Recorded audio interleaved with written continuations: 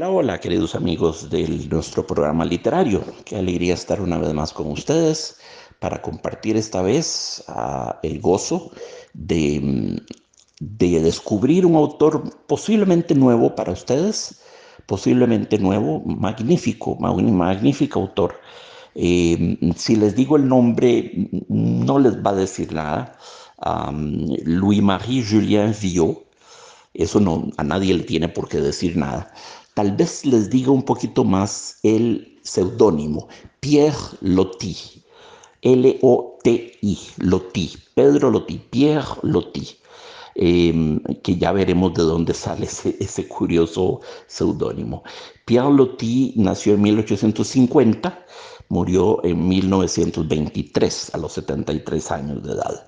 Una vez más, uno de esos hombres que vivieron en el Gosni, en la bisagra misma en que los siglos pasan del XIX al siglo XX, ese momento históricamente tan significativo por el montón de cosas que se estaban dando, de movimientos innovadores y rupturistas y vanguardistas que se estaban dando en el campo del arte. Bueno, ese es nuestro querido Pierre Loti. Pierre Loti pasó más tiempo de su vida en un barco que en la tierra. Y no estoy haciendo hipérboles, no estoy exagerando, no estoy hablando figurativamente, estoy hablando literalmente.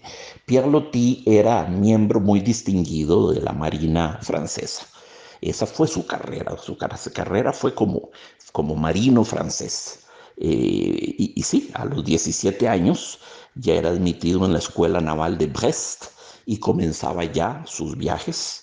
Fue nombrado capitán hasta los 56 años, en 1906, pero es que realmente para ser nombrado capitán en aquellas épocas en Francia y estar al frente de un buque de la Marina, de la fuerza náutica francesa, era considerado un puesto distinguidísimo, distinguidísimo.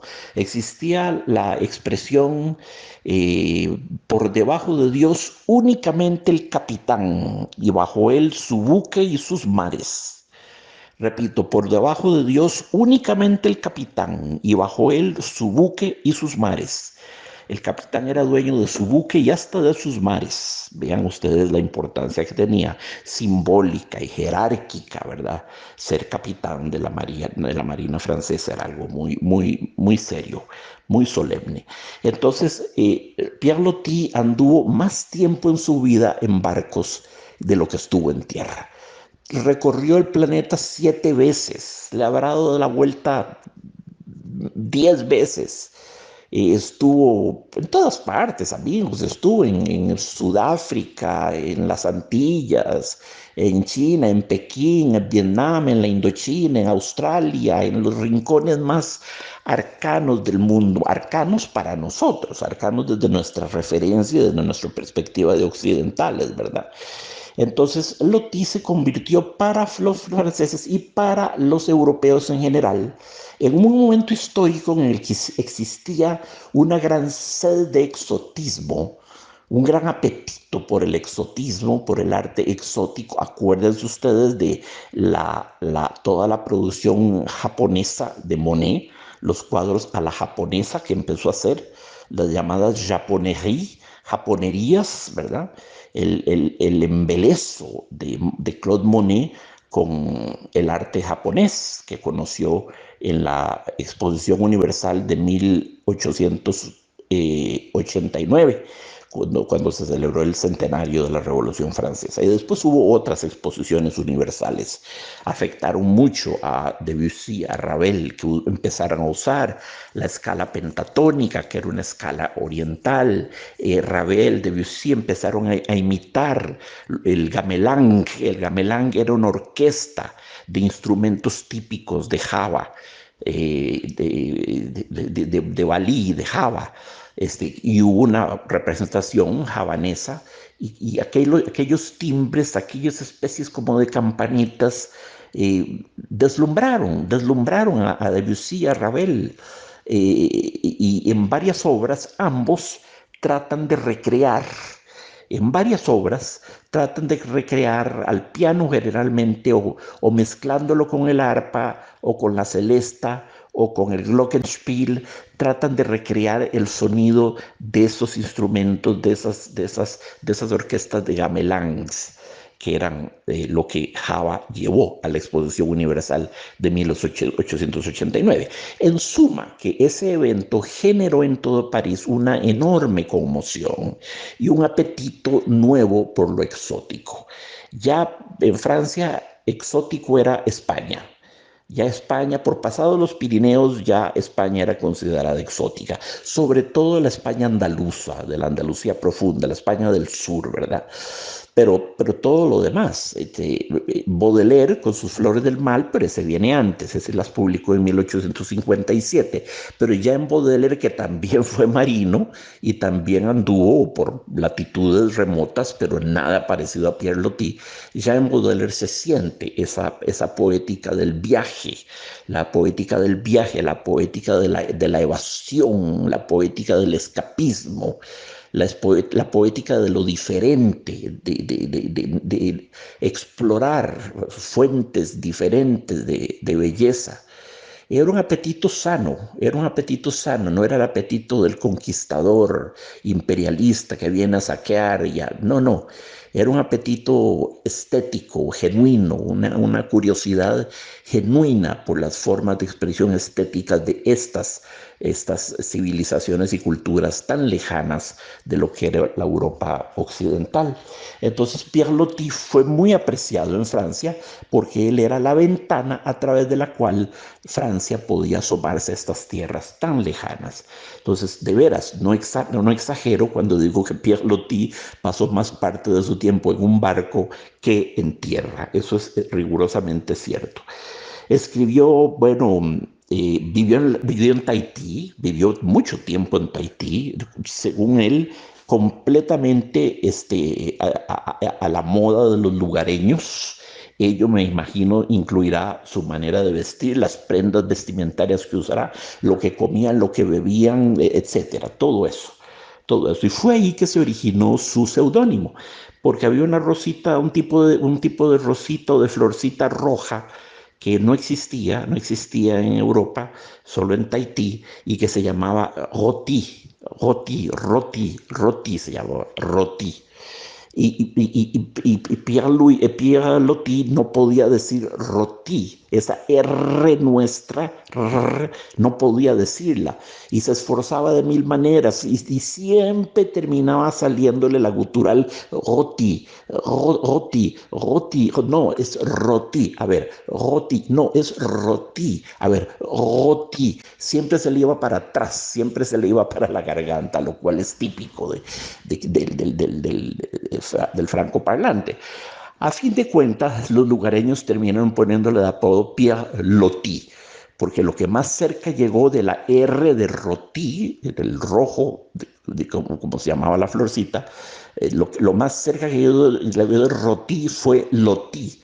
Entonces le pusieron Pierre Loti y siguió su carrera como Pierre Loti y fue un seudónimo muy exitoso a fe mía.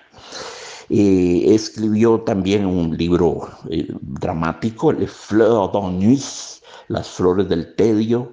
Escribió en varios artículos sucesivos en el Fígaro, inflamando la opinión francesa, varias crónicas de lo que fue la batalla de Tuan An. Esa es una batalla sangrienta que tuvo lugar el 20 de agosto de 1883, donde los franceses masacraron a los vietnamitas en uno de sus puertos, de sus centros navales más importantes, Tuan An. Entonces, qué sé yo, anticipándose a la noción de derechos humanos, porque la Declaración Universal de los Derechos Humanos no sería firmada hasta el 10 de diciembre de 1948 por Eleanor Roosevelt, gran mujer que debería haber recibido el Premio de la Paz, y por Pierre Cassin. Entonces, hablar de derechos humanos en esta época es un anacronismo, ¿verdad? Pero bueno, ya de facto ya los derechos humanos estaban siendo violados.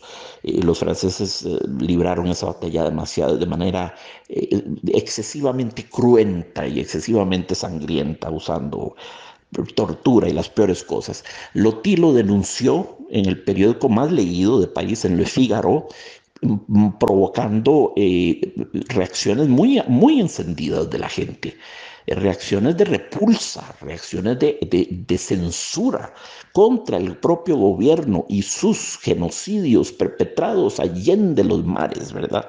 En las llamadas posesiones ultramarinas, ¿verdad? Y así que fueron artículos también incendiarios, incendiarios sin duda alguna.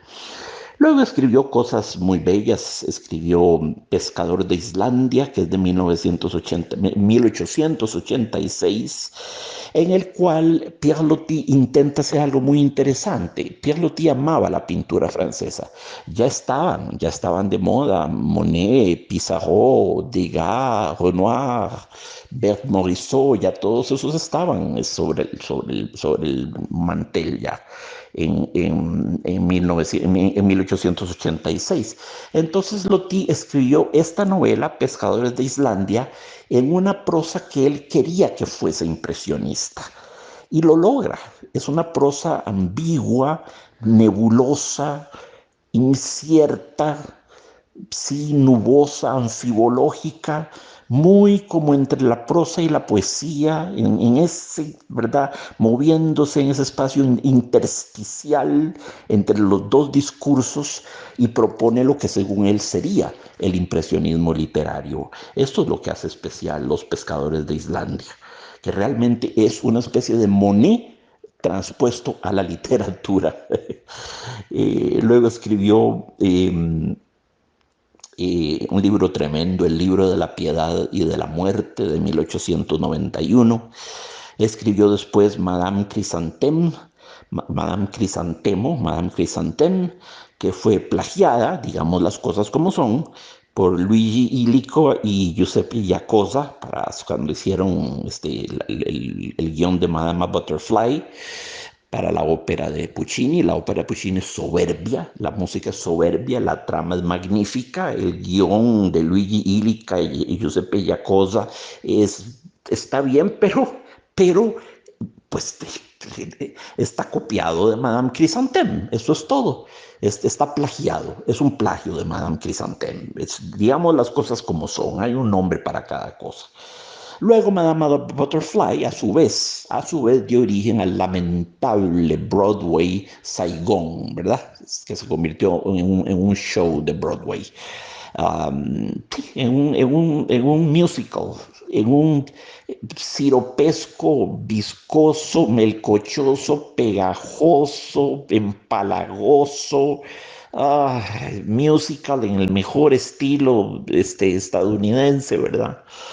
De nuevo y como siempre y tantas veces que lo he criticado, ¿por qué no usan su propia mitología para hacer sus musicals? ¿Por qué tienen que manosear a Madame Butterfly, manosear a Pierre Loti, manosear a Illica y Giacosa, aunque fueran unos plagiarios? ¿Por qué tienen que manosear a Víctor Hugo en Los Miserables y en Notre Dame? ¿Por qué tienen que manosear a Leroux en El Jorobado de Feval, ¿verdad?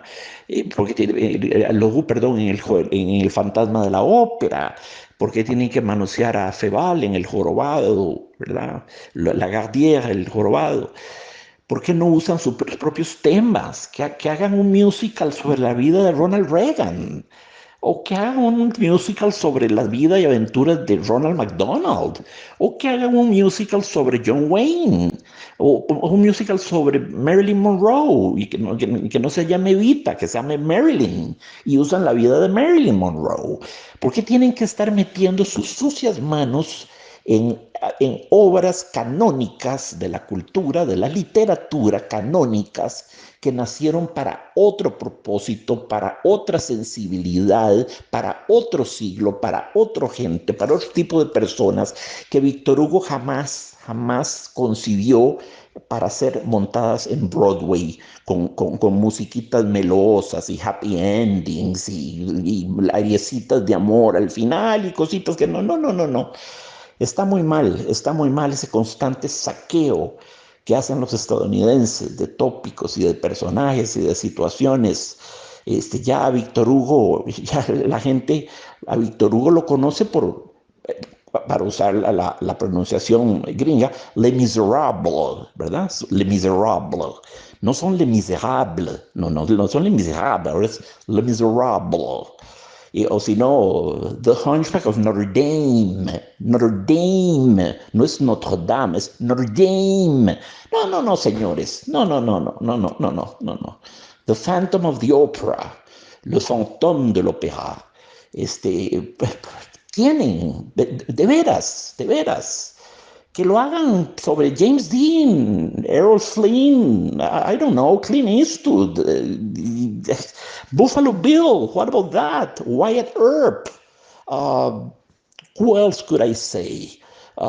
General Custer, Patton, Senador MacArthur, no sé, que usen sus figuras patrias para eso. Que las usen, ¿no? Que las desacralicen y las usen un poco, ¿verdad? En lugar de estar haciendo estos pastichos, estas burdas parodias, estas cochinadas de ¿cómo llamarlo? ¿Cómo llamarlo? Es que no sé, amigos. Estas McDonaldizaciones, estas Coca-colificaciones de grandes novelistas franceses. For Christ's sake. Póngale un fin a esto, por favor. Póngale un fin. No puede ser que estén tan carentes de imaginación. No tengan ahí un par de buenos guionistas y escritores que puedan hacer un buen musical sobre la vida de Lucille Ball y Desi Arnaz. Por ejemplo, para proponer dos personajes icónicos. Ya se montan ahí un musical. Todo lo meloso que quieran, no importa. Lucille Ball y Desi Arnaz aguantan toda la miel que se quiera. Soy completamente intolerante con estas cosas. Me resulta grotesco y ofensivo ver a Madama Butterfly, la bella, esa ópera, que no es una ópera, no es un drama. He ahí una ópera que es literalmente una tragedia, en el sentido más griego del término. Ni Sófocles, ni Esquilo, ni Eurípides hubieran podido escribir una cosa más profundamente trágica que Madame Butterfly. Y ahora resulta que está transformada en Miss Saigon, ¿verdad? Con todo tipo de ritmos y de cosas y de... Ay, Dios, por el amor de Dios, por el amor de Dios. Qué falta de imaginación, qué raquitismo de imaginación, qué avitaminosis, que darles vitaminas para el espíritu, a ver si se les ocurre algo original, inspirado por su propia cultura. No, que dejen de saquear otras culturas. Eso es lo que me ofende, eso es lo que me molesta. Eso es lo que me molesta, que la gente ahora hable de Victor Hugo y piense en Le Miserable. No, cojan la novela y léanla. Léanla y después van a ver si quieren Les Miserables, pero comienzan leyendo la novela. Yes, the novel. Uh, sí. Es deplorable. Es deplorable. Ya he hablado de esto varias veces. No entiendo qué les pasa. En todo caso, Madame Chrysanthème sí dio origen a Madame Butterfly, dio origen a una historia de Long. Y de Long la tomaron a su vez Illica y Yacosa. Y de ahí la tomaron los que hicieron el mamarracho de Miss Saigon. Entonces, bueno, ahí viene una cadena de plagios ininterrumpidos, ¿verdad? El original de todos, el original aquí es Pierre Loti y su Madame Chrysanthème. Ese es el hombre de la historia. Ahí, quien quiera remontarse a la fuente pura del río es esa, Madame Chrysanthème. Muy bien, en 1890 escribe En Marruecos, se llama la novela, de nuevo magnífica. Otra novela en 1890 que se llama La novela de un niño. Proust adoraba esa. Proust adoraba esa novela por encima de todas las cosas, la novela de un niño.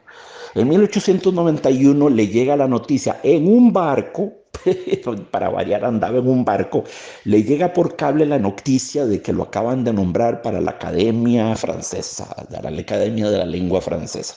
Y ser incluido en la Academia de la Lengua Francesa era un inmenso honor, ¿verdad?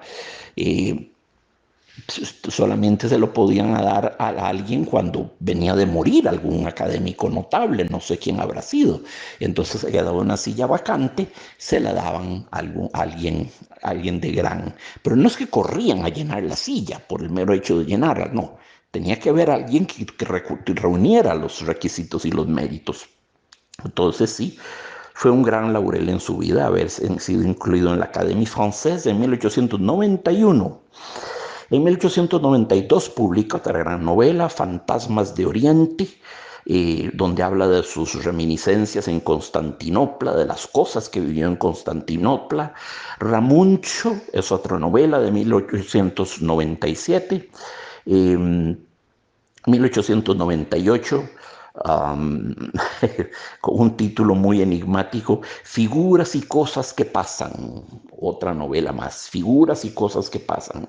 1903, La India sin los ingleses, escribió una novela, no los quería mucho, hemos de decir. La India sin los ingleses se llama la novela de 1903. En 1902 se había escrito ya Los últimos días de Pekín. Luego escribió una traducción del Rey Lear, de King Lear, de Shakespeare, que nos da una idea de lo refinadísimo y de lo vasto que debía de ser su inglés. Y es una buena traducción, es una de las traducciones canónicas y más autorizadas a la lengua francesa del Rey Lear, de Shakespeare. Es una faena, hay que ser valiente para meterse a hacer eso, como lo fue nuestro querido Joaquín Gutiérrez, ¿verdad? Cuando se metió a traducir El Rey Lear y Hamlet. Ambas las tradujo y estuve en el curso que él impartió sobre eso. Allá habrá sido en el año 83, calculo que fue, que estuve en ese curso. Eh, Después escribió una obra de teatro, Hija del Cielo, que la escribió para que se la montara Sarah Bernhardt, la famosa, la mítica, la divina, la insuperable Sarah Bernhardt, la legendaria actriz, en el Century Theater de Nueva York. Eh, sí, ahí fue donde la representaron en Nueva York. Y en 1923, pues todo llega a su fin, se nos muere Pierre Loti en 1923, no murió en un barco, murió en tierra, estaba enfermo desde hacía tiempillo, está enterrado en una isla, lo que más se puede acercar a semejar a un barco, en una islita que queda en Nueva Aquitania, a ver, cómo les digo, sobre la costa oeste de Francia, cerquita un poco hacia el norte del desembocadero del río Garona, Gajón. Está la Gajón, ustedes siguen para arriba al norte un poquito, siempre costeando, costeando, y ahí van a ver, es una islita de 30 kilómetros por 8 kilómetros, una cosa así, que se llama Olejón, en Nueva Aquitania. Ahí es enterrado en 1923. Su casa no es que fue transformada en un museo después de que murió, es que él vivía en un museo. Vivía en un museo, fue poco lo que hubo que hacerle. Señores, tenía una mezquita porque él adoraba la cultura árabe, la cultura musulmana. Sentía una gran empatía, pero más a nivel estético que a nivel espiritual, digamos, religioso. Entonces tenían una mezquita dentro de la casa, tenía una fuente en estilo morisco, un jardín con laberintos también en estilo morisco, tenía una sala donde guardaba cinco sarcófagos recostados a los ángulos de las paredes con otros tantos cuerpos disecados adentro. Atención, no estoy diciendo momias, cuerpos disecados dentro de los sarcófagos. Y de todo eso lo tenía en la casa y cuando venían los amigos y lo visitaban, tenían que ver el espectáculo de los sarcófagos y el que no le gustaba, pues tendría que pretender lo que fuera y salir al jardincito de los laberintos a tomar el fresco. Su dormitorio parecía más bien la celda de un monje, de un anacoreta, de un sibarita. Había montones de elementos, eso sí, ornamentales, montones de elementos cristianos mezclados con otros musulmanes, prueba de su absoluto sincretismo estético al rito y al símbolo, a la simbología de ambas religiones. Tenía todo tipo de fantasías orientales y exóticas. Su casa la había construido como el mundo que había visto. Lo llenó de todo lo que había visto en el mundo. Fuentes orientales, laberintos orientales, sarcófagos con cuerpos disecados, tapices de oriente, costosísimos, una mezquita dentro de la casa, otra zona con un altar cristiano para orar. Era una casa extraordinaria. Cuando él muere, se propone, evidentemente, que su casa se haga museo y alguien dice, pero es que no hay que hacerla museo, ya es un museo, ya es un museo, simplemente, a ver, pónganle marbetitos, ¿verdad? Etiquetitas a las cosas, plaquitas designando qué es cada uno de estos objetos acá y ya tenemos un nuevo museo en Francia. Y sí, lo es, efectivamente, lo es. Este, fue tan considerado que nos dejó ya de una vez hecho su museo, ¿verdad? Eh, sí, es muy interesante, es muy interesante. Este Pierre Loti era realmente un personaje eh, muy bizarro, muy peculiar, muy peculiar, nuestro gran Pierre Loti. Eh, Sus novelas son, bueno, mitad confesión, siempre hay cosas muy autobiográficas en todo lo que escribió, mitad confesión y mitad ficción o hechos tal cual él los vivió, ¿verdad? Escribió 62 libros en total, 42 libros en total, perdón, 42 que son la vasta mayoría novelas, luego algunos conjuntos de cuentos. Luego están sus cartas a Juliette Adams de 1924. Esas están publicadas y son muy bellas para quien quiera leer literatura epistolar, romántica, intimista, de esa que nos conmueve, ¿verdad? Tan hondamente. Y luego están también sus diarios íntimos, publicados póstumamente en 1929. Las cartas a Juliette Adams fueron póstumas, son del 24, él murió en el 23. Sus diarios íntimos son póstumos, son del 29. Y finalmente está su enorme correspondencia inédita, que esa está pues inédita, esperando ser editada por alguien, ¿verdad? Básicamente eso no ha salido aún al público. Y es una lástima, porque este es un escritor del que es un escritor preciosista, es un escritor que cultivaba el hábito de la prosa bien cincelada, bien peinada, bien acicalada, bien hermosa, perfumada, ataviada de sedas orientales y de todo tipo de cosas. Era ese tipo de escritor, no era el tipo de escritor seco, telegráfico, como otros que hemos visto, lacónicos, que están más en la médula del hueso. No, no, no, Loti era fastuoso como el Oriente que conoció, probablemente, eso lo moldeó en gran medida, ¿verdad? Como el Oriente que conoció y es un, sería interesantísimo leer toda esa correspondencia que está pues, todo inédita. No se han todavía tomado la molestia los franceses de organizar ese enorme corpus de pequeñas y largas cartas, ¿verdad? Pero sí, 42 libros no es poca cosa, amigos. Casi todos nacidos en el mar, casi todos nacidos al dulce balanceo marino, ¿verdad? casi todos escritos con el tintero que se iba de un lado y se iba del otro, y se iba de un lado en la mesa y se iba del otro, y había que estarlo agarrando porque cuando hacía el mar un poco encabritado, el tintero iba para un lado, iba para el otro, las plumas rodaban, etcétera, etcétera. Pero eso le gustaba a él, así le gustaba vivir. Así le gustaba escribir, no se sentía bien escribiendo en una mesa sobre piso sólido, no le gustaba esa inestabilidad inherente al barco, lo que repugnaría a la mayoría de las personas, lo que enfermaría, especialmente producía hasta náusea y vómito a muchas personas, el mareo.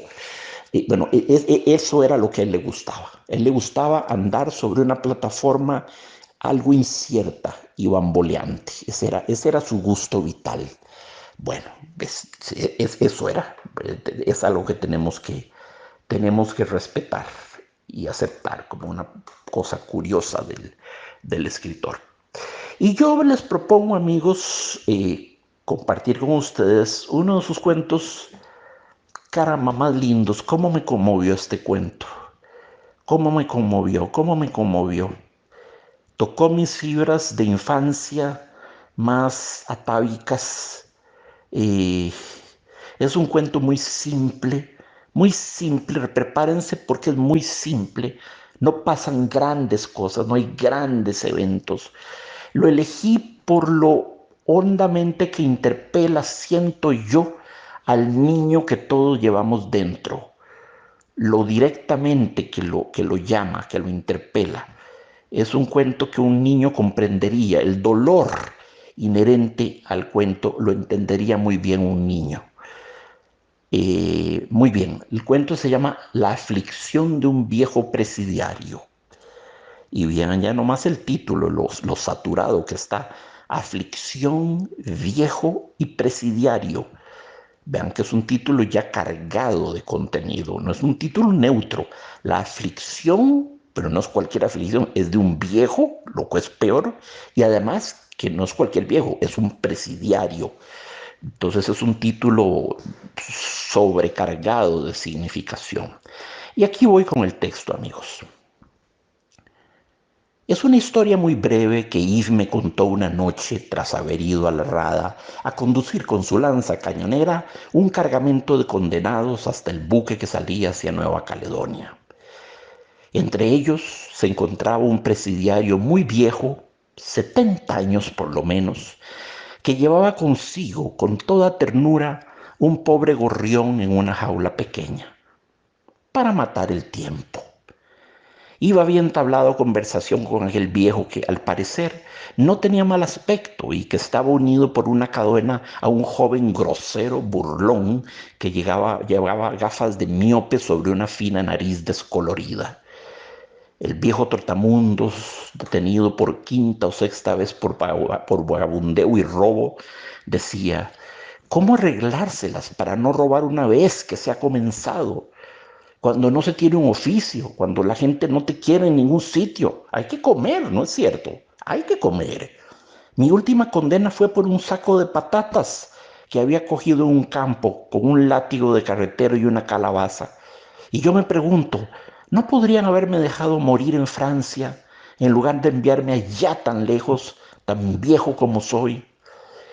Y feliz al ver que alguien aceptaba escucharlo con compasión, a continuación le había mostrado a Yves lo más precioso que tenía en este mundo: una jaulita y un gorrión domesticado que conocía su voz y que durante cerca de un año en la cárcel había vivido subido a su hombro. Ah, no había sido un sin esfuerzo como había conseguido el permiso para llevárselo consigo a Nueva Caledonia. Y luego hubo que hacerle una jaula adecuada para el viaje, conseguir madera, un poco de alambre viejo y un poco de pintura verde para pintarlo todo y que estuviera bonito. Aquí recuerdo textualmente las palabras de Yves. Pobre gorrión, como comida tenía en su jaula un trocito de ese pan gris que se da en las cárceles. Pero parecía encontrarse contento pese a todo. Daba saltitos como cualquier otro pájaro. Unas horas después, cuando se abordaba el buque y los presidiarios iban a embarcar en este para el largo viaje, Yves, que se había olvidado del viejo, pasó por casualidad cerca de él. Tenga, cójala usted, le dijo con voz cambiada, tendiéndole la jaula. Tal vez pueda servirle para algo, o le guste. No, por supuesto que no, le agradeció Yves. Tiene que llevárselo usted, ya sabe. Él será su pequeño compañero allá. Oh, exclamó el viejo, él ya no está dentro. ¿No lo sabía? Él ya no está. Y dos lágrimas de indecible aflicción le corrían por las mejillas. Durante un vapuleo de la travesía, la puerta se había abierto, el gorrión se había asustado, se había escapado e inmediatamente después había caído al mar porque tenía una ala cortada. Oh, qué momento de horrible dolor. Verlo forcejear y morir arrastrado por la rápida estela del barco y no poder hacer nada por él. En un primer momento y en un impulso muy natural, había querido gritar, pedir socorro, dirigirse incluso al mismo Yves, suplicarle, impulso que detuvo de inmediato la reflexión, la conciencia inmediata de su degradación personal. Un viejo miserable como él, ¿quién se habría apiadado de su gorrión? ¿Quién habría escuchado siquiera su ruego?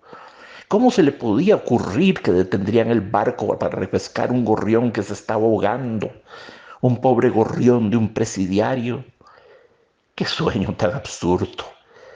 Entonces había permanecido en silencio en su sitio, mirando cómo se alejaba sobre la espuma del mar el cuerpecillo gris que seguía bregando. Se había sentido horriblemente solo, para siempre, y gruesas lágrimas, lágrimas de desesperanza solitaria y suprema, le nublaban la vista, mientras que el joven de las gafas, su compañero de cadena, reía de ver a un viejo llorar. Ahora que el pájaro ya no estaba allí, no quería conservar aquella jaula, construida con tanta solicitud para el pequeño gorrión muerto. Seguiría ofreciéndosela a aquel buen marino que había aceptado escuchar su historia, deseando dejarle aquel legado antes de partir para su largo y último viaje. Yves, tristemente, había aceptado el regalo, la casita vacía para no apenar más a aquel viejo abandonado y aparentando despreciar aquello que tanto trabajo le había costado.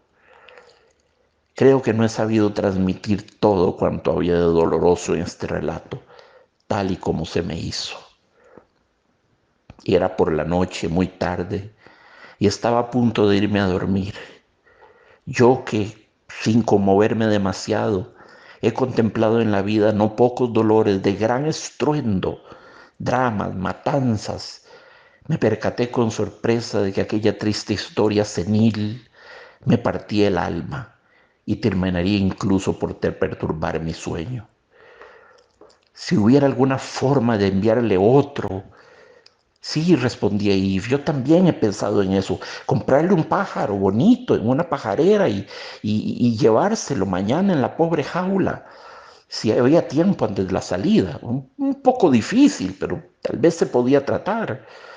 Además, solo usted podría obtener permiso para ir a la rada mañana por la mañana y subir a bordo del buque para buscar a aquel viejo del que ni siquiera conozco el nombre. Solo que lo encontrarían todo demasiado cómico. Oh, sí, eso sin duda. De lo que van a encontrar, sí, sí, lo van a encontrar cómico, ridículo, no me cabe la menor duda.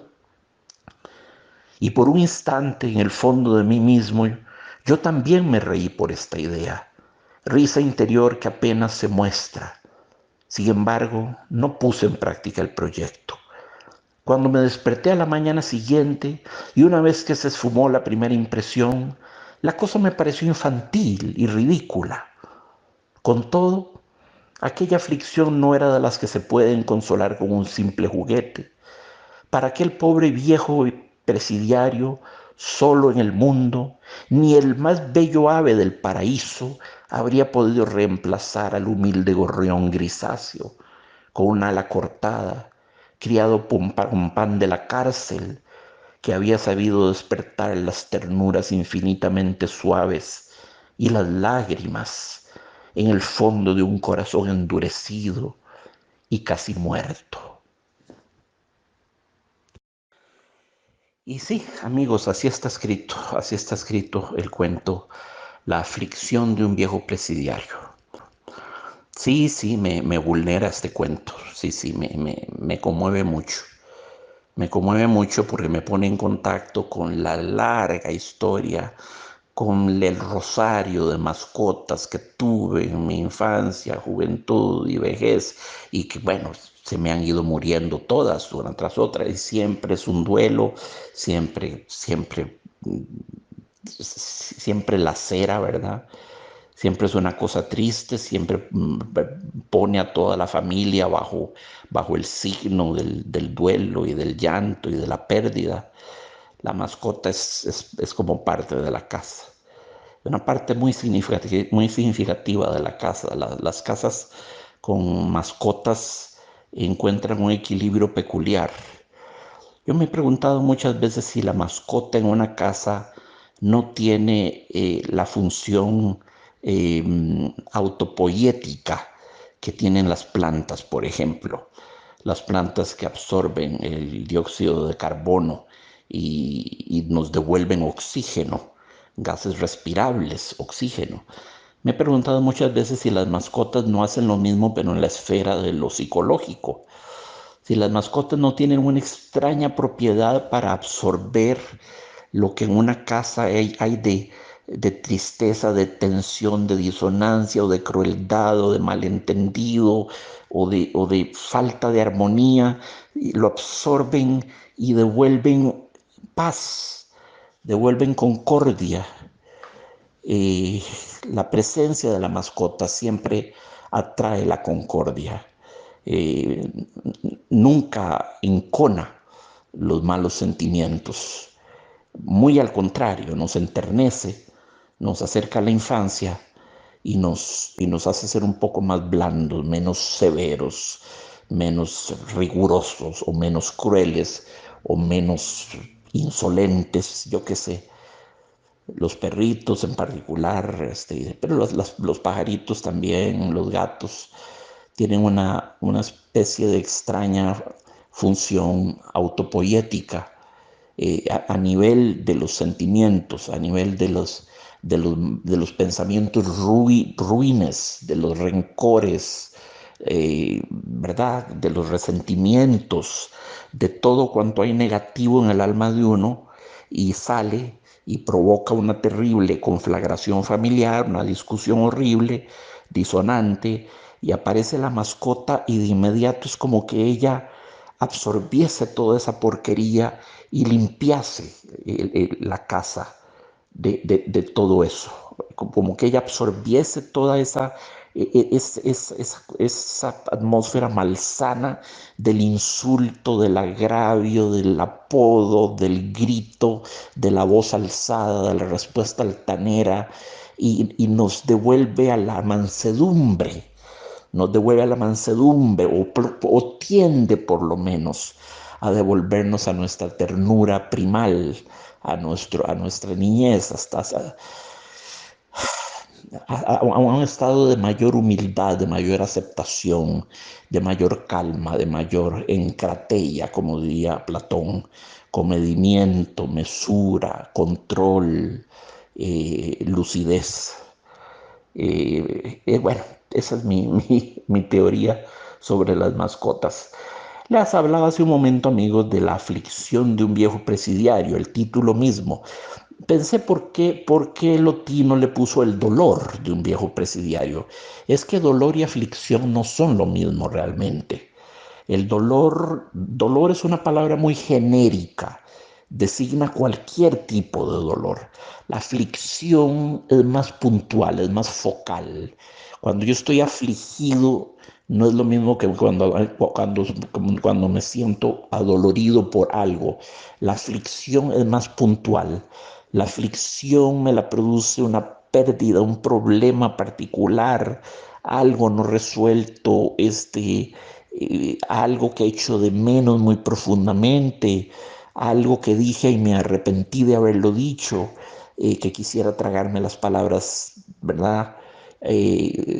Retrotraerlas hasta mi boca y tragármelas. La aflicción es más puntual, es más focal, de modo que está bien. Si está bien, la aflicción d'un vieux présidier, sí. Sí, sí, sí. Sí, aflicción. Aflicción está mejor que dolor. Dolor es muy ambiguo, es muy genérico, es muy amplio.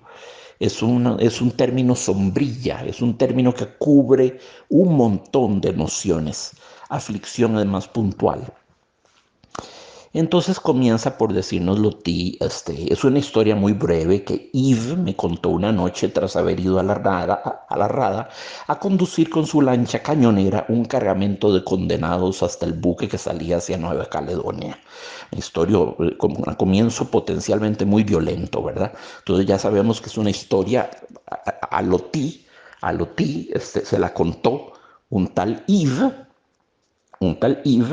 que había ido a la rada a conducir con su lancha cañonera un montón de condenados que iban hasta Nueva Caledonia. Si quieren enterarse, amigos, la distancia que separa Francia, donde supuestamente están, sí están en efecto en Francia, sí, claro, hasta Nueva Caledonia, estos prisioneros van a ser conducidos a 17.000 kilómetros de distancia. Eso es lo que separa Francia de Nueva Caledonia. 17.000 kilómetros de distancia. Hasta allá van a ir a parar. Es un exilio muy duro. Es un exilio largo como la muerte. El que vaya no regresa ya. No regresa. Se asume que no regresa. Eso es un viaje ya para siempre. Ese es el viaje último, ¿verdad? Sí, 17.000 kilómetros es lo que separa a Francia de Nueva Caledonia, que es una posesión francesa, ¿verdad? Sí, ahí tenían la cárcel donde iban a llevar al viejo presidiario, que en realidad no era un hombre, no era un asesino, no era un asesino serial, no era un psicópata, no era un monstruo. Por el amor de Dios, era un hombre ya de 70 años, por lo menos, nos dice Loti, y cuyo terrible pecado había consistido en robarse unas papas y una calabaza y un látigo de carretero, con la esperanza tal vez de encontrar un caballo en algún momento y poderlo montar. De modo que su crimen es desproporcionado al parecer con respecto a lo que cometió. Si bien es claramente reincidente, se ha pasado la vida haciendo eso, se ha pasado la vida haciendo ese tipo de travesuras, siendo de vagamundos y de travieso, ¿verdad? Pero sí, es terrible, lo van a alejar de su casa 17.000 kilómetros, imagina, y, señores, a la mitad del planeta, al otro lado del planeta. Eh, entonces la historia comienza con eso, y como Yves va esa noche con su lancha cañonera a supervisar el buque que salía mañana para Nueva Caledonia. Entonces esto es una historia dentro de una historia. Pierre Loti nos está contando lo que Yves le refirió.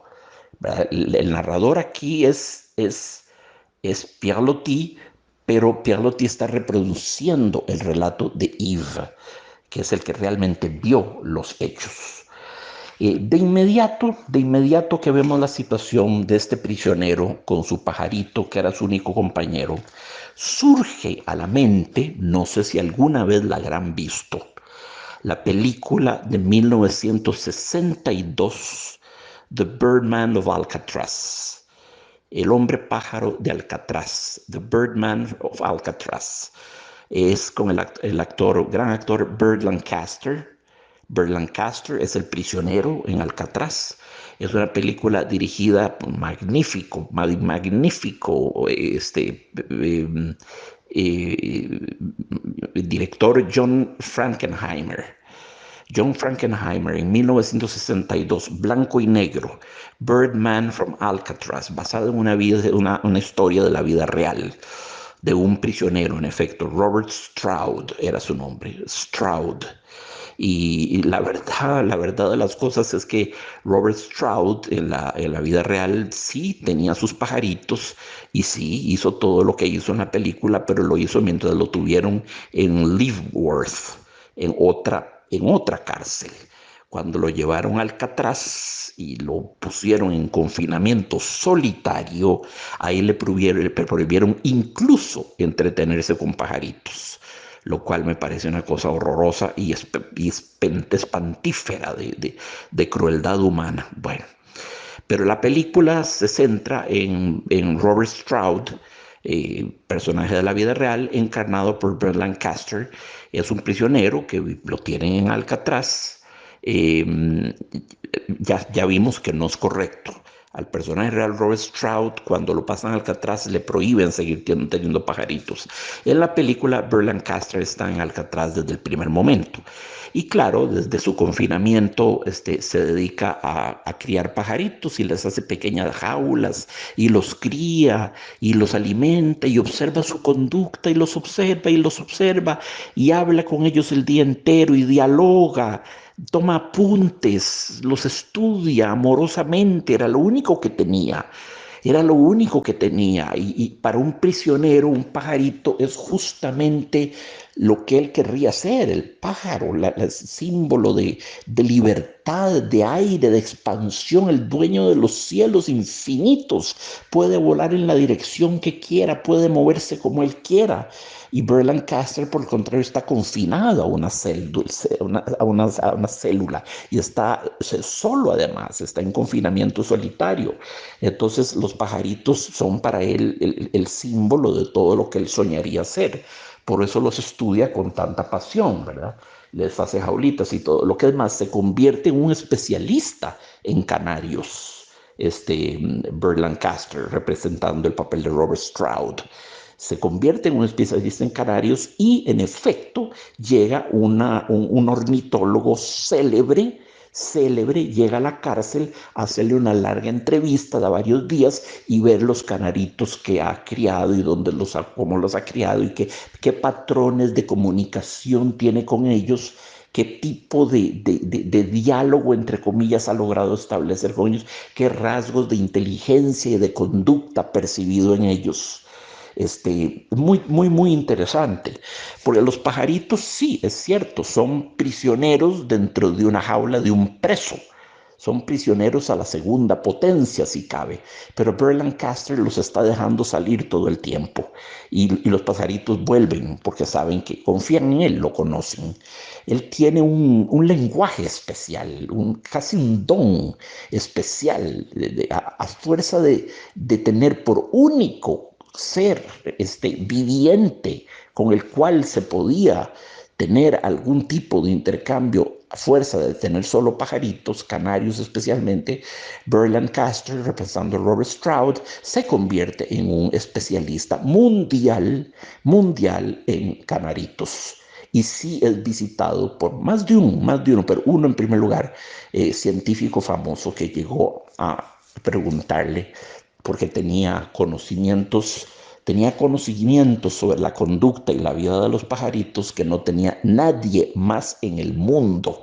Y fue así como este prisionero, este reo en Alcatraz, se convirtió en un scholar mundial, en un especialista mundial en conducta de pajaritos y en una importante contribuyente a la ciencia de la ornitología. Y sí, se hizo esa película, sí, en el 62. Dirige de nuevo John Frankenheimer, actúa Burt Lancaster y está basada en la vida, una historia real de Robert Stroud, que fue el nombre del verdadero prisionero. Entonces, eso para poner el cuento en contexto, en primer lugar, ¿verdad? En primer lugar. Entonces, muy bien, muy bien. El comienzo es terrible porque Eve va a ir con su lancha cañonera, eso ya es una cosa que es ominosa, que asusta, a ver un cargamento de condenados, nos dice Pierre Loti. Pucha, como si fueran papas, ¿verdad? Un cargamento de condenados hasta el buque que salía hacia Nueva Caledonia. Entonces, ese primer párrafo es terrible. Entre ellos se encontraba un presidiario muy viejo, 70 años por lo menos. Atención, este cuento, pongamos que fuera de 1898. En esa época, 70 años era muy viejo, en efecto, hace 122 años es muy viejo, si 70 años era ya era un hombre muy viejo, pongamos las cosas en su contexto histórico. Sí, un presidiario muy viejo que llevaba consigo con toda ternura un pobre gorrión en una jaula pequeña, para matar el tiempo, dice Yves. La gente dice eso, para matar el tiempo, no se dan cuenta que es el tiempo que lo está matando a uno, pero para matar el tiempo, Yves había entablado conversación con aquel viejo que al parecer no tenía mal aspecto y estaba unido por una cadena a un joven grosero, burlón, que llevaba gafas de miope sobre una nariz fina descolorida. Sí, un tipejo, un tipejo. Y el hecho de la cadena tiene un profundo valor simbólico. Significa este pobre hombre a sus 70 años está encadenado a este satrapilla, a este malandrín, a este rufián, ¿verdad? Está encadenado a lo peor del ser humano, a la escoria del ser humano, los proscritos de la sociedad, los tan peligrosos que tienen que irse dejados, ir a ser dejados a una isla a 17.000 kilómetros de distancia, ¿verdad? Y nos lo describe Pierre Loti, ¿sí? Como grosero, como burlón y con la nariz descolorida. Entonces es evidente que Pierre Loti no lo quiere tampoco, ¿verdad? No lo quiere mucho, eso es evidente. Eh, y muy bien, sigue Pierre Loti. El viejo trotamundos, detenido por quinta o sexta vez por vagabundeo y robo, decía: ¿cómo arreglárselas para no robar una vez que se ha comenzado? Cuando no se tiene un oficio, cuando la gente no te quiere en ningún sitio, hay que comer, ¿no? Mi última condena fue por un saco de patatas que había cogido en un campo, con un látigo de carretero y una calabaza. Y yo me pregunto, ¿no podrían haberme dejado morir en Francia en lugar de enviarme allá tan lejos, tan viejo como soy? Tiene toda la razón del mundo. Detener a alguien por vagabundeo. Bueno, amigos, les tengo una noticia. Beethoven fue detenido varias veces por vagabundeo. Sí, sí, sí, sí, claro que sí, sí, sí, por vagabundeo, por caminar tarde, solo, sospechoso, ensimismado, misantrópico y raro, tarde en Viena, no oír el pito de los policías, porque estaba sordo, por supuesto, fue llevado a la cárcel más de una vez. Eso lo tuvo que vivir el compositor más grande que ha dado el mundo, tuvo que vivir la humillación de ser llevado a la cárcel. Sí, sí, esto hasta que termina dando risa de lo irónico y terrible que es, ¿verdad? Sí, y este viejo trotamundo será detenido por quinta o sexta vez por vagabundeo y robo. Pero amigos, caramba, robar para poder comer un saco de patatas. Bueno, es como el robo de Jean Valjean, cuando se roba un pedazo de pan para comer en medio del horror y de la miseria rampante posterior a la Revolución Francesa. Robar para comer no solo no debería ser castigado, deberían darle un premio al que lo hace. Sí, una medalla, una condecoración, un laurel pondría yo, claro que sí. Claro que sí, toma gran valor robar para poder comer. Y es una lucha por la supervivencia en última instancia. Hay que tomarlo así, en términos muy primarios, muy primarios. Cuando la sociedad es una jungla, se comprende que sus habitantes se enjunglen y que se comporten como jaguares y guepardos y leones, ¿verdad? Bueno, si así son las cosas, pues no hay más remedio. Que hay que comer, ¿no? Nos dice el viejo, ¿verdad? Sí, sí, sí, sí, esto es muy... Ahora, robar para vender, ya eso es otra cosa, ya eso es muy grave. Robar para vender ya es usura. Me robo una cosa y después la vendo a un precio carísimo. Ya eso es usura. Eso es usura, eso es para los avaros, cicateros, amarretes, para los Ebenezer Scrooge de este mundo, ¿verdad? Para la vieja abominable asesinada por Rodion Raskolnikov en Crimen y Castigo. Eso es otra cosa, pero robar para comer, caramba. ¿Cómo pueden tipificar una cosa así como un crimen? Bueno, sí, sí, sí, están apropiándose de una cosa que es, ay, que no les pertenece, pero las razones del estómago son muy potentes, amigos. Las razones del estómago son muy potentes. El estómago es un tirano, es un déspota. Él no sabe de legislación, de jurisprudencia, de leyes, de nada. Él reclama su alimento desde el fondo de la vida, porque teme la muerte y la siente cerca. Y no va a transigir con nadie. Y no va a amedrentarse ante un policía y un pito y hasta un revólver. Y bueno, se roba porque hay que vivir, punto, ¿verdad? Es evidente que en el hombre hay una gran sed de comunicación desde que aparece, le cuenta ya toda su vida y se queja y le dice, no podrían haberme dejado morir en Francia en lugar de enviarme allá tan lejos, tan viejo como soy. Y feliz al ver que alguien aceptaba escucharlo con compasión. Sí, compasión en el sentido de padecer con, ¿verdad? Compasión, pasión pasión, como cuando hablamos de la pasión de Cristo, el dolor de pasión significa dolor, el dolor o el martirio, el dolor, el martirio, el sacrificio, la saga de Cristo sobre la tierra. Pasión, bueno, compasión quiere decir padecer con, de ahí viene, es un concepto que usan mucho los budistas. La compasión, padecer con, recuerden siempre la etimología de esa bella y preñada de significación palabra, compasión. Y feliz al ver que alguien aceptaba escucharlo con compasión, el viejo que estaba sediento de comunicación, a continuación le había mostrado a Yves lo más precioso que tenía en este mundo, una jaulita y un gorrión domesticado, que conocía su voz y durante cerca de un año en la cárcel había vivido subido a su hombro, subido al hombro un año entero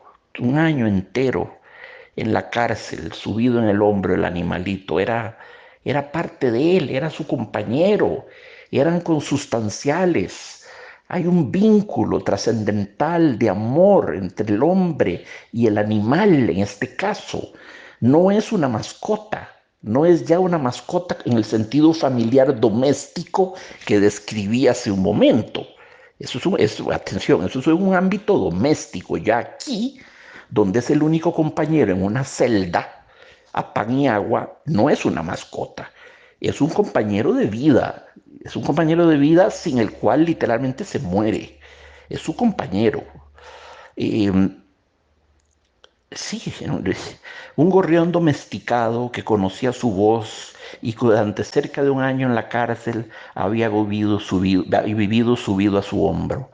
Ah, no había sido sin esfuerzo como había conseguido el permiso para llevárselo consigo a Nueva Caledonia. Todas las gestiones que habrá tenido que hacer el pobre viejo para que le dejen llevar el pajarito a la Nueva Caledonia.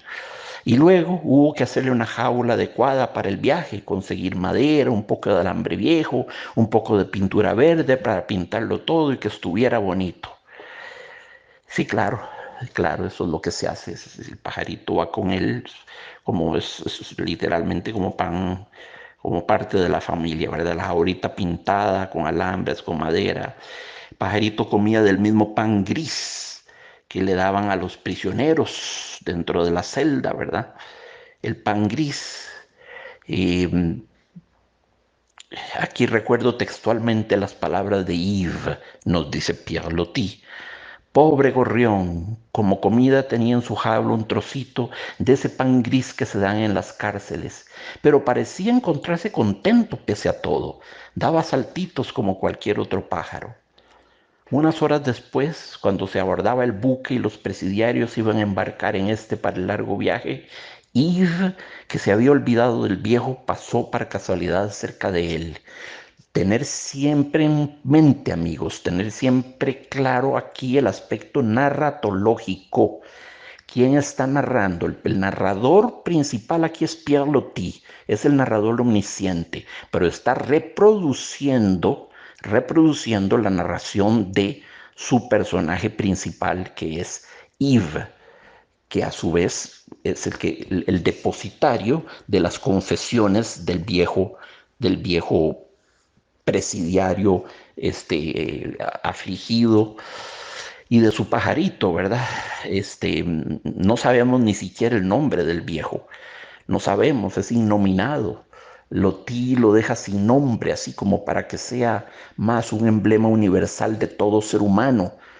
Lo hubiera empobrecido si le hubiera puesto un nombre, lo hubiera concretado más de la cuenta, porque justamente lo bello es que cualquiera de nosotros pueda identificarse con ese pobre viejo, a los 70 años todavía obligado a robar un saco de patatas, ¿verdad? Un pedazo de pan o lo que fuese aquí para ir por allá. Es importante que podamos todos identificarnos con su aflicción. Por eso, ponerle nombre era una mala decisión. Y Pierre Loti no cayó en ella, no cayó en ella. Tenga, cójala usted, le dice el prisionero con una voz cambiada, tendiéndole la jaula. Tal vez pueda servirle para algo, o tal vez le guste, ¿verdad? Ay, Dios santo. No, por supuesto que no, le agradeció Yves. Tiene que llevársela, ya sabe, él será su pequeño compañero allá. Oh, exclamó el viejo. No, no, no, ya él no está adentro. No lo sabía, él ya no está. Y dos lágrimas de indecible aflicción le corrían por las mejillas. Y vuelve Pierre Loti con esa palabra clave de la aflicción. Atención, el viejo presidiario no dice, él murió. Él dice, él ya no está. Evitó, hizo la elisión, se saltó con carrocha, la palabra terrible, es decir, él se me murió, que es lo que tendría que haber dicho con el pronombre procesivo, se me murió, él se me murió. No, evita eso, dice, él ya no está. Sí, sí, es terrible. Y pasa a relatar cómo lo perdió. Durante un vapuleo de la travesía, esos movimientos brutales del barco, la puerta se había abierto, el gorrión se había asustado, se había escapado e inmediatamente después había caído al mar porque tenía un ala cortada. Oh, qué momento de horrible dolor. Esa expresión ahí insertada vale por cada una de sus letras. Oh, qué momento de horrible dolor. Y esto es terrible, amigos. Verlo forcejear y morir, arrastrado por la rápida estela del barco y no poder hacer nada por él. Es que es una mezcla de aflicción profunda y de impotencia. ¿Qué va a hacer un pobre viejo encadenado con el otro rufián? Estuviera solo, se tira tal vez a salvar al pajarito. No lo dudo de que lo hubiera hecho, pero está encadenado con otro, que posiblemente está encadenado con otro, con otro, con otro. No podía tirarse al mar y llevarse a 10 viejos, ¿verdad?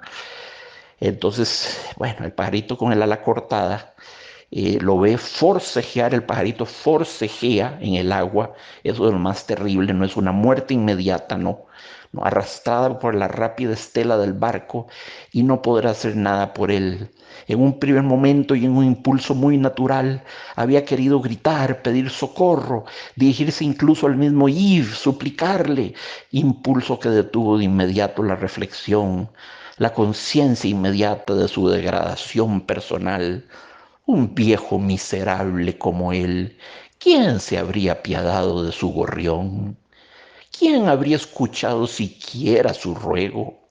¿Cómo se le podía ocurrir que detendrían el barco para repescar un gorrión que se está ahogando? Un pobre gorrión de un presidiario. ¡Qué sueño tan absurdo! Entonces había permanecido en silencio en su sitio, mirando cómo se alejaba sobre la espuma del mar el cuerpecillo gris que seguía bregando con su alita buena, porque la otra la tenía quebrada. Con su alita buena, el pajarito siguió bregando, siguió nadando como podía.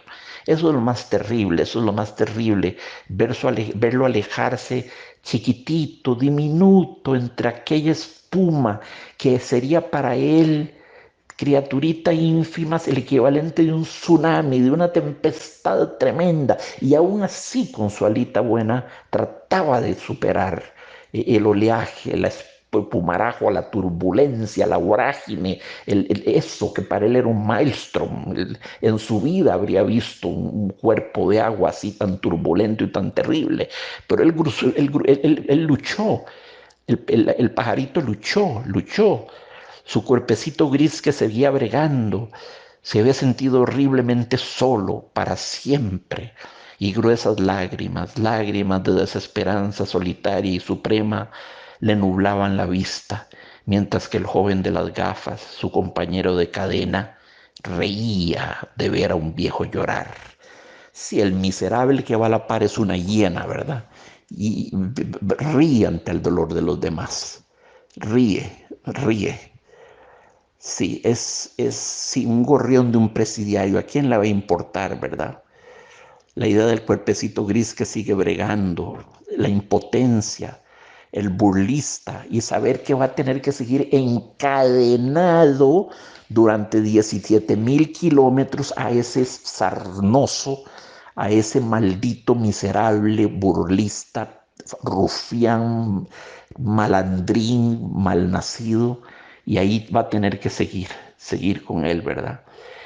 Y ve al viejo que se pone a llorar. Es muy impresionante ver a un viejo llorar, es muy impresionante ver a un hombre llorar en nuestra sociedad, porque los hombres, por supuesto, no tenemos permiso para llorar en esta sociedad nuestra, ¿verdad? No tenemos permiso, no nos es permitido, rigurosamente. Y si es un viejo, pues es tal vez hasta algunos seres sin corazón podrían decir que un viejo llorando es hasta más ridículo, hasta más grotesco ver a un vejete de 70 años llorando, todavía más ridículo varía. Y ahora la casita vacía que quedaba ahí, la casita vacía ya sin ninguna función, como la silla vacía de alguien ausente, ¿verdad? Ese sitio vacío, esa casita del animalito que convoca todavía su presencia, la convoca, es como que estuviera ahí todavía, casi en forma de fantasma. Ojalá si hubiera caído la casita también, no hubiera quedado nada. Yo, amigos, vean qué cosa, yo he ido a visitar a mi abuelita muerta en el Cementerio General de San José muy pocas veces. He llevado flores generalmente y he ido muy pocas veces. Ella murió en el 85, ya hace 35 años de esto. Eh, y voy muy pocas veces porque nunca la siento ahí. No siento que ella esté ahí. Lo único que siento es piedra, mortero, cemento, ladrillos y ausencia total de ella. En cambio, esto ya se los había contado una vez.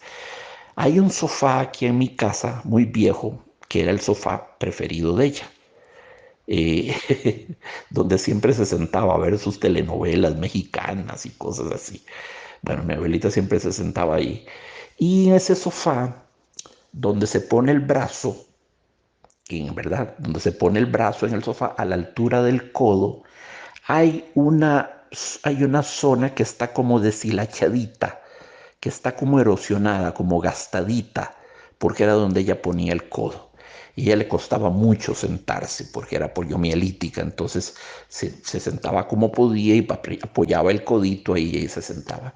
Y yo veo ese sofá y veo esa traza de esa partecita del sofá erosionada, rasgada, gastada por el hombro de ella, y la veo ahí, la veo, ahí la siento, ahí la veo. Qué cosas, ¿ah? Qué cosas. Ahí sí la siento cerca, no en el cementerio, nunca. Tal vez 3 veces haya ido desde que se fue.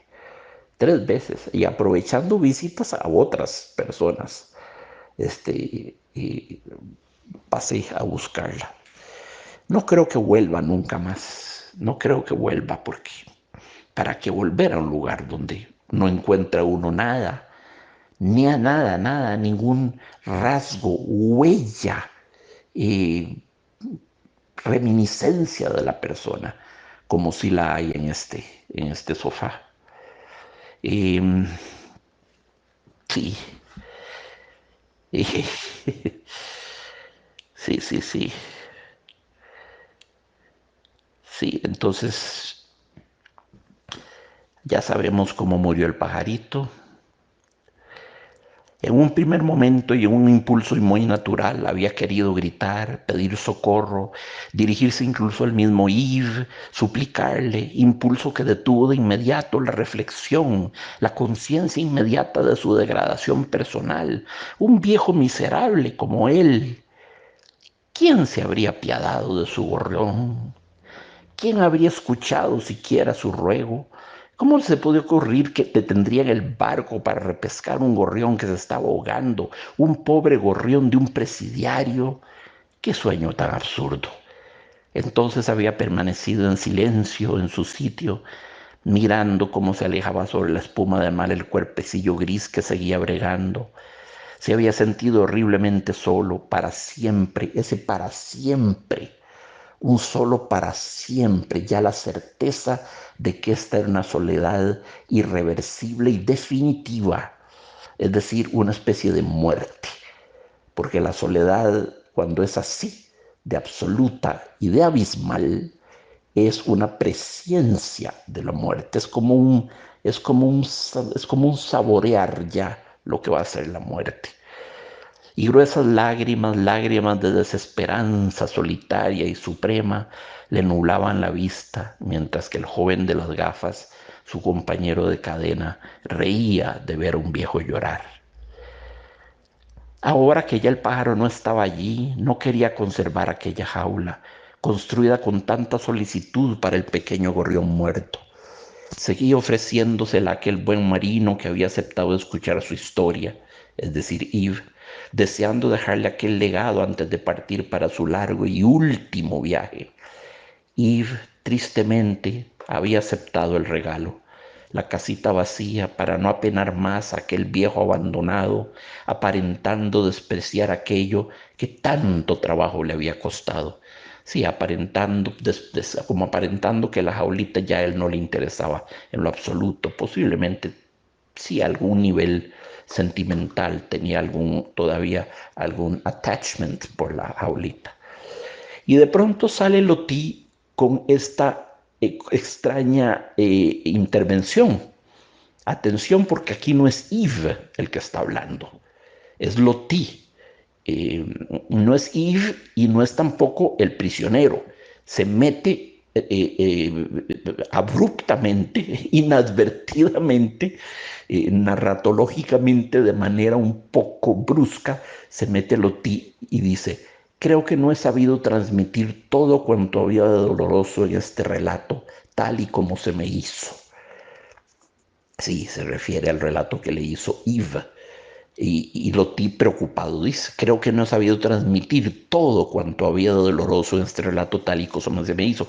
Pero lo que es interesante es la intervención de Loti, como diciendo: temo quedarme corto, temo no haber sido suficientemente elocuente, temo no haber usado las palabras más eficaces para transmitir lo doloroso que era este relato, tal y como me lo hicieron a mí. Fue Yves el que se lo contó. Muy curiosa aparición de Pierre Loti, como una manera de decir: aquí estoy amigos, no se olviden que esto es un cuento de un cuento, de un cuento, ¿verdad? No se olviden que esto es un relato dentro de otro relato, aquí el narrador soy yo, atención, cuidado, no, no, no, estoy aquí para recordárselos. Esa es la impresión que da un poquito. Era por la noche, muy tarde, y estaba a punto de irme a dormir. Yo que, sin conmoverme demasiado, he contemplado en la vida no pocos dolores de gran estruendo, dramas, matanzas. Me percaté con sorpresa de que aquella triste historia senil me partía el alma y terminaría incluso por perturbar mi sueño. Sí, es curioso cómo somos los humanos, ¿verdad? Es curioso porque las narraciones de grandes matanzas a veces nos dejan indiferentes, nos dejan indiferentes. Y esta triste historia senil, como la describe Yves, esta triste historia senil nos perfora el corazón, ¿verdad? Nos perfora el corazón. Es curioso, es curioso, no sé, no puedo definirlo, no puedo explicarlo tampoco. A buen seguro, si nos detuviésemos a pensar en detalle en lo que esas grandes matanzas y genocidios y bombas y cosas representan, considerando cada ser humano independientemente en su dolor irreductible, personalísimo e intransferible, igual lloraríamos por cada uno de ellos. Entonces, si en la batalla murieron 50.000, lloraríamos por 50.000 individualmente y lloraríamos durante 1.000 años. Entonces, creo que el ser humano se ha autoanestesiado, ha generado mecanismos de autoanestesia. Y cuando le hablan de una batalla donde hubo 50.000 muertos, simplemente se dice, bueno, una estadística, ¿verdad? Pero la muerte de un pajarito para un viejo presidiario, que era todo lo que tenía en el mundo, de pronto sí va y nos vulnera, ¿verdad? Si hubiera alguna forma de enviarle otro, piensa Yves. Sí, sí, sí, yo también he pensado en eso. Comprarle un pájaro bonito en una pajarería y llevárselo mañana en la pobre jaula, si había tiempo antes de la salida. Un poco difícil, pero bueno, además solo usted podría obtener permiso para ir a la rada mañana por la mañana y subir a bordo del buque para buscar a aquel viejo del que ni siquiera conozco el nombre, solo que lo encontrarían demasiado cómico. Eso es lo que dice Yves, este, o lo que le dice el amigo que está a la par de Yves. Hay un amigo con él, que no es Pierre Loti, es un amigo. Siempre comenta sobre la posibilidad de enviarle otra jaula con otro pajarito, pero termina por considerar que sería demasiado cómico. Oh, sí, en efecto, dice, de lo que van a encontrar cómico, no me cabe duda de que lo van a encontrar cómico y hasta ridículo. Y sí, sí, se hubiera sido posiblemente a última hora saliendo el barco con los prisioneros más temidos para Nueva Caledonia y llega de pronto Yves con una casita nueva y un nuevo pajarito para el prisionero. Bueno, en primer lugar, eh, ustedes saben cómo son esas cosas, ¿verdad? Todo ser en el mundo es insustituible. Es insustituible. No hay una banca para una mascota, para un pajarito. Muere un pajarito y el otro, aunque sea más bonito, lo que sea, como dice aquí, así fuese un ave del paraíso, no le va a causar la emoción y el cariño al viejo que le causaba el anterior, aunque con el tiempo podría sí llegárselo a producir. No podría el nuevo pajarito tomar el lugar del anterior por la simple razón que describe el Principito tan elocuentemente en su libro, Le Petit Prince. Porque un nuevo pajarito sería un pajarito non apprivoisé, ou pas encore apprivoisé.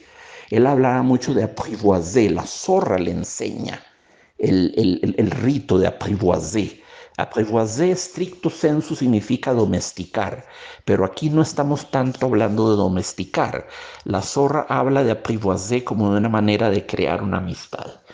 ¿Cómo se crea una amistad? Se va creando un lenguaje común, se va creando una serie de ritos comunes que se observan, se va creando una mitología común, un lenguaje común y de pronto esa es la amistad. Y claro, pero todo eso requiere un elemento fundamental que se llama tiempo. Tiempo. Y si a él le traen un pajarito mañana antes de zarpar para Nueva Caledonia, pasarán un par de años antes de que le tome verdadero cariño, ¿verdad? A una madre se le muere un hijo y al día siguiente no vienen a la puerta. Dicen, señor, aquí le traemos un hijo nuevo, mire, es un hijo de repuesto, para que no se sienta tan mal. No, no, el ser humano no funciona así. No funciona así, es que simplemente hay que apprivoiser las cosas. El Principito terminó apprivoiser todo. Apprivoiser el corderito, apprivoiser la rosa, apprivoiser los baobabs, apprivoiser el volcán, apprivoiser el zorro, apprivoiser al cazador, por supuesto, perdón, al aviador, apprivoiser la serpiente, eh, apprivoiser al borracho, apprivoiser al businessman, apprivoiser al encendedor de lampardarios, ¿verdad? El Principito vive, como este prisionero, de hecho, vive en el mundo singular del niño. El niño del mundo siempre es singular, siempre son cosas singulares. No se trata de ir a comprar cualquier pajarito. Él quiere el pajarito que era suyo. Él es ese pajarito. No se trata de ir a comprar otro juguete porque este se rompió, no. El juguete de él, el juguete absoluto, absoluto por antonomasia, era él, el que se rompió, ese. No se trata de ir a comprar otro perrito porque al otro lo atropelló un carro, no. No quiero otro perrito. Yo quiero mi perrito, no otro. El niño tiene una visión singularizadora de las cosas. Capta lo que es especial, por un lado, y establece un vínculo, una relación honda, entrañable con cada una de esas cosas, objetos o animalitos que es singular. El niño no vive en el mundo de las universalidades, el universo de los pájaros, el universo de los perritos, el universo de los juguetitos. No. Para él lo universal no existe. Para el niño lo que existe es lo concreto, singular y personal, lo que es de él, lo que él ya apprivoisé, y tiene toda la razón en actuar así. Y nosotros al crecer, perdiendo esa forma de sentir del niño, ese attachment del niño a lo singular, a lo concreto, a lo que era co-construcción, porque fue construida la relación entre el pajarito o él, o entre el perrito y él, fue co-construida, hubo dos partícipes. Al no haber eso, no le va a gustar el nuevo perrito, lo va a rechazar, no le va a hacer gracia. Tal vez al rato termine tomándole simpatía, pero ustedes saben cómo son esas cosas. El Principito por eso tiene una sola rosa y tiene un solo corderito y un solo baobab y un solo volcán y un solo aviador y un solo businessman y un solo encendedor de lampadarios, porque todo en su mundo es singular, y un solo planeta chiquitito que es el de él.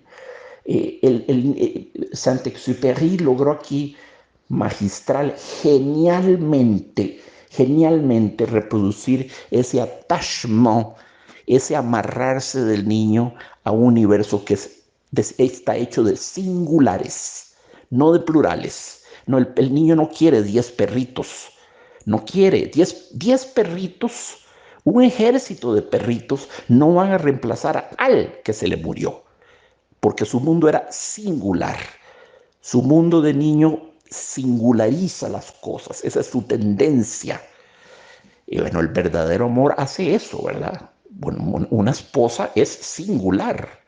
Es singular. Si se me muere mañana, no voy a. Bueno, yo no tengo esposa, pero si él tuviera, se me muere mañana, no voy a salir al día siguiente en carrera con un letrero en la frente que diga busco esposa. Eso no funciona así. Eh, esa es la parte del niño que sigue con nosotros, ¿verdad? El amor es singularizante, es singularizador, si así lo prefieren, ¿verdad? Siempre es uno, el ser amado, el especial, el diferente, el diferente. ¿Por qué es diferente? Porque es mío, por eso es diferente. ¿Por qué es el más bello del mundo? Porque es mío. Por eso es el más bello del mundo. ¿Por qué es lo que más quiero de todos los hijos? Porque es mío. Por eso es lo que más quiero en el mundo. Porque es mío, porque es mío. Esa es la respuesta que se puede dar. Pues sí, pues sí, sí. Y una mujer que yo amase, por ejemplo, que me preguntase si me gustan sus senos, mi respuesta sería sí. ¿Por qué? Pues porque son míos. Porque son míos. Además de que son, por supuesto, muy bellos desde un punto de vista objetivo, pero ese es un punto de vista cosmético, objetivo, estetizante, estatuario, que no vamos a meternos a considerar aquí. La razón verdadera es que son míos y por eso los quiero más. Aunque tal vez la vecina los tenga pues, 100 veces más grandes y voluptuosos, no lo sé, no me interesa.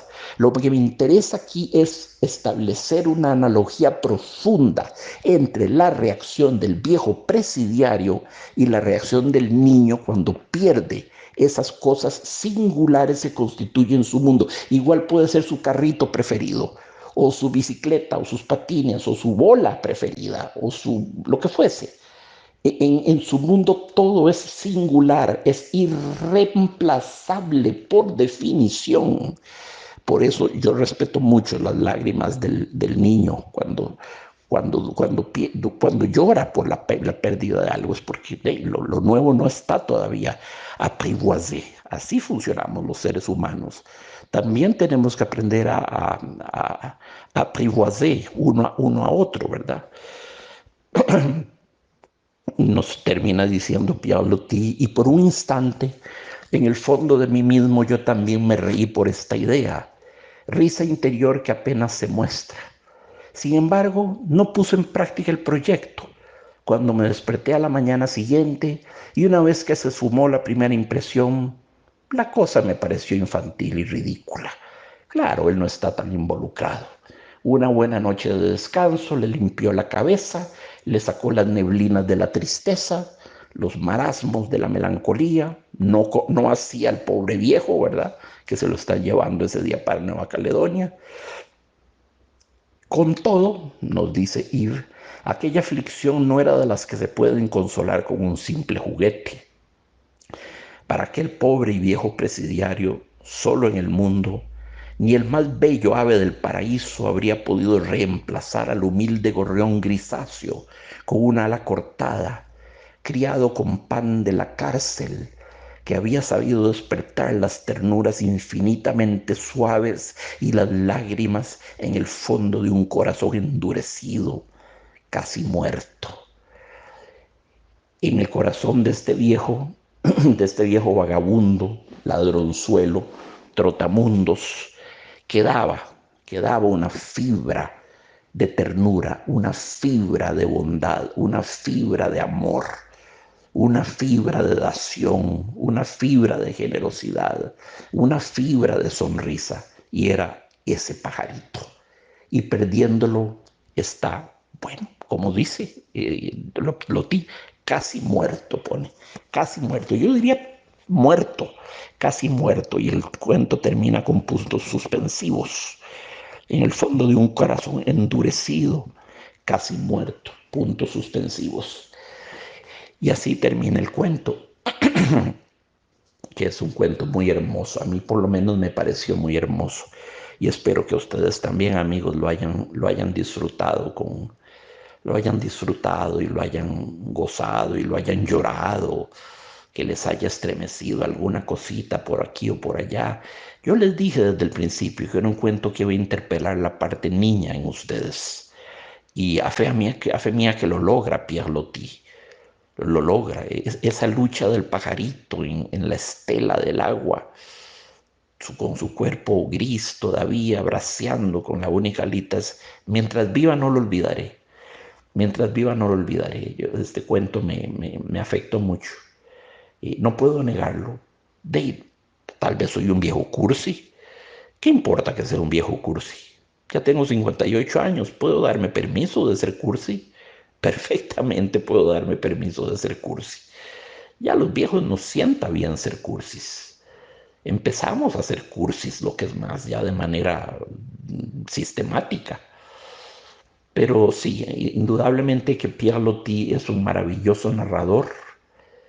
Todo lo que nos hace vivir en este cuento, cómo nos hace comprender el dolor del prisionero, del viejo afligido prisionero que parte para siempre, para nunca más volver en el último de los exilios, allá en el otro lado del planeta, con un solo amigo que era un pajarito y hasta ese lo pierde y en qué condiciones. Y por miedo a la risa y a la burla, absolutamente me parece deplorable de parte de Yves, lo encuentro completamente cobarde se niega a la mañana siguiente a ir a la rada con un nuevo pajarito. De nuevo, no iba a sustituir jamás al primero, pero con el tiempo quizás se hubiera formado un vínculo, como los muchos que formó Birdman of Alcatraz, ¿verdad? En su saga en Alcatraz. No era solo un pajarito, no, fueron muchos, muchos los que Robert Stroud apprivoisé, los domesticó, los estudiaba, todo. Eran sus compañeros, ¿verdad? Invirtió su encarcelamiento de la más bella, de la más hermosa forma que era posible imaginarse. Bueno, queridos amigos, yo me siento muy feliz de haber compartido con ustedes este cuento de Pierre Loti. Mándenme noticias de ustedes, díganme qué les pareció, si les gustó, si los dejó indiferentes, si les pareció demasiado sensiblero, si qué. Yo lo escogí porque lo encontré muy bello. Siempre comparto con ustedes lo que considero bello. Puede ser que me equivoque ocasionalmente, claro, pero mi intención es buena. Siempre será la mejor del mundo. Mucho que aprender en el arte de narrar en este cuento de Pierre Loti. Mucho que aprender. Y, y bueno, entonces, para ustedes amigos, todo mi afecto y toda mi gratitud. Recuerden, no ceso nunca de mencionarles esa palabra, la palabra G, la gratitud, que es la base de la coexistencia, la base de la vida, la base de cualquier ensayo de coexistencia armonioso y pacífico y concordante y consonante, no disonante, sino consonante. Son las gracias, es la gratitud y es la capacidad de pedir perdón. Siempre reflexiono eso y siempre termino diciéndolo, pero lo creo hondamente.